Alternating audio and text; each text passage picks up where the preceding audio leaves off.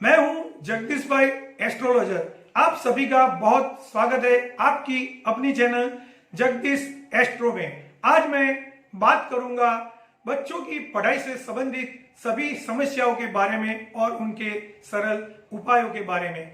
व्यक्ति के जीवन का कैरियर या उनकी खुशहाली के लिए उनकी बुनियाद होती है, उनकी स्टूडेंट लाइफ होती है। स्टूडेंट लाइफ की बुनियाद जितनी ही मजबूत होगी, इंसान उतना ही अपनी लाइफ में तरक्की कर पाएगा, किसी भी चुनौती को वो पार कर सकेगा। अगर इससे उल्टा हो जाए तो वो जीवन में कभी भी तरक्की नहीं कर पाएगा। आज का वीडियो इस संदर्भ में ही है, जो स्टूडेंट जीवन में चाहकर भी पढ़ नहीं सकता, जिसका पढ़ाई में ध्यान नहीं लग रहा है। स्टूडेंट जो पढ़ता तो चाहते हैं, लेकिन परिस्थितियां ही ऐसी निर्माण होती है कि जिसकी वजह से वो पढ़ नहीं सकता। उनका ज्योतिष के माध्यम से रीजन क्या है और उनका समाधान क्या है, वो बात मैं आज के वीडियो में करूंगा। इसलिए आप इस वीडियो को अंत तक जरूर देखें, और अगर आपने जगदीश एस्ट्रो चैनल को सब्सक्राइब नहीं किया है तो तुरंत करें और बेल आइकन बटन को दबाना ना भूलें। इससे आपको मेरे नए इंफॉर्मेशन वाले वीडियो का नोटिफिकेशन तुरंत मिलता रहेगा। जो बच्चे पढ़ने के लिए सीरियस नहीं है और अपनी जिम्मेदारी समझ नहीं रहे हैं, वहाँ उन बच्चों की जन्म कुंडली में चल रही ग्रहों की दशा इसमें जिम्मेदार होती है, और उनकी जन्म कुंडली के चौथे घर में बैठे हुए ग्रह जिम्मेदार होते हैं। जो लोग ज्योतिष नहीं जानते हैं, उनको पता नहीं होता है कि चौथा घर कौन सा है और ग्रह कौन सा असर कर रहा है। मैं इस बात को आपको आसानी से समझाने की कोशिश कर रहा हूँ।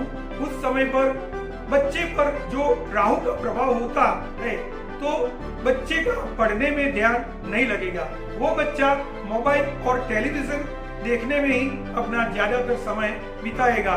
दोस्तों के साथ घूमना फिरना और ऐसी एक्टिविटीज करेगा जिनका पढ़ाई के साथ कोई लेना देना ही नहीं है। कई बच्चे तो रातों को लेट सोते हैं, सुबह लेट जागते हैं, और जानबूझकर पढ़ाई को वो लोग इग्नोर करते हैं। ये होता है राहु की वजह से। अगर राहु की दशा अंतर्दशा चल रही होती है तो उनकी पढ़ाई समझ या बुद्धि को राहु प्रभावित करता है। उसका उपाय है, पहले तो माता पिता को अपने घर में ऐसा माहौल बनाना चाहिए कि जिसकी वजह से बच्चे को पढ़ने में रुचि बढ़े। और राहु के उपाय के लिए चांदी का एक चौरस टुकड़ा लेना है और उस पर माँ सरस्वती का एक यंत्र बनवाइए, और उसे आपका बच्चा जहाँ पर पढ़ता है वहां पर यंत्र को रखिए और बच्चे को कहिए रोज एक बार इस यंत्र का ध्यान करें और उसे प्रणाम करें। इससे बच्चे को पढ़ने में रुचि बढ़ेगी और पढ़ने में वो तरक्की भी करेगा। अब दूसरी बात करते हैं कि बच्चा पढ़ना तो चाहता है, लेकिन उसका पढ़ाई में मन नहीं लगता, और जो कुछ वो पढ़ता है वो उसे याद नहीं रहता, और वो पढ़ने में आगे बढ़ने की इच्छा भी रखता है, लेकिन उसका रिजल्ट उनकी मेहनत के अनुसार उन्हें नहीं मिलता। वो पढ़ाई में पीछे रह जाता है। ऐसे बच्चे की जन्म कुंडली में अगर बुध अशुभ होता है तो ऐसा होता है। इसलिए बुध को शुभ करना बहुत जरूरी है।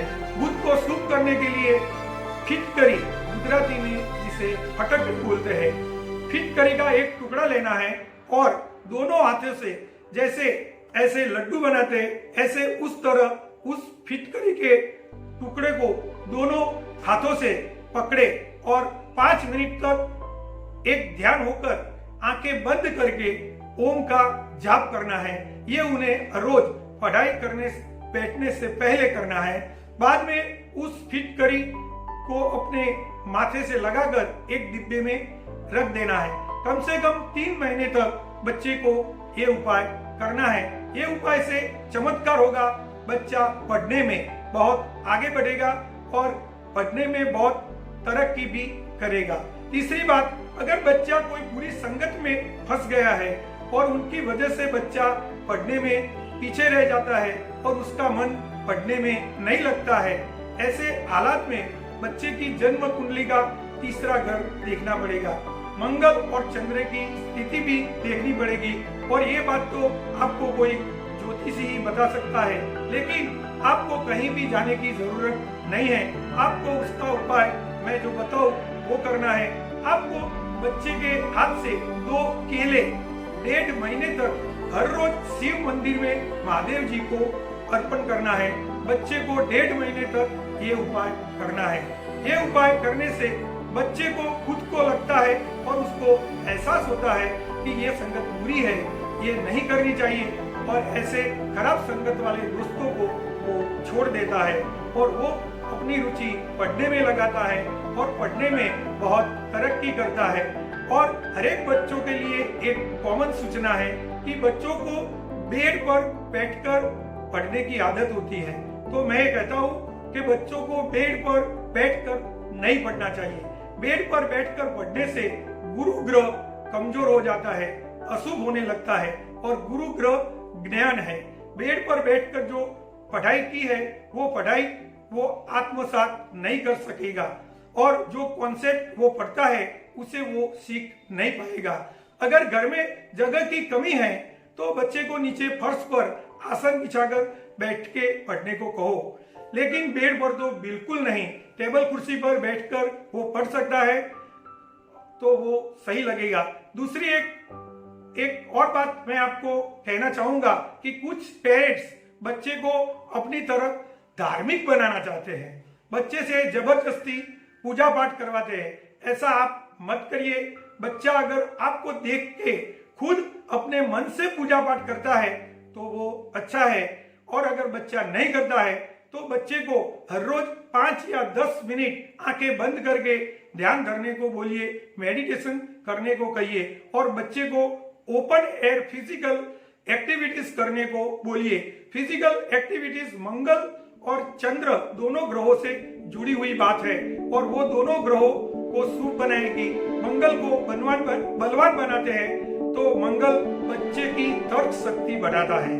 अगर मैंने बताए हुए उपाय आप करते हैं तो आपको बच्चे को टोकने की या बच्चे के साथ उलझने की जरूरत नहीं पड़ेगी, और बच्चा अपने आप पढ़ने लगेगा और अपने जीवन में तरक्की करेगा। अगर आपको मेरा ये वीडियो पसंद आया हो तो उसे शेयर कीजिए, लाइक कीजिए, और ऐसे ही दूसरे वीडियो देखने के लिए आप जगदीश एस्ट्रो चैनल को सब्सक्राइब कीजिए और कमेंट कीजिए।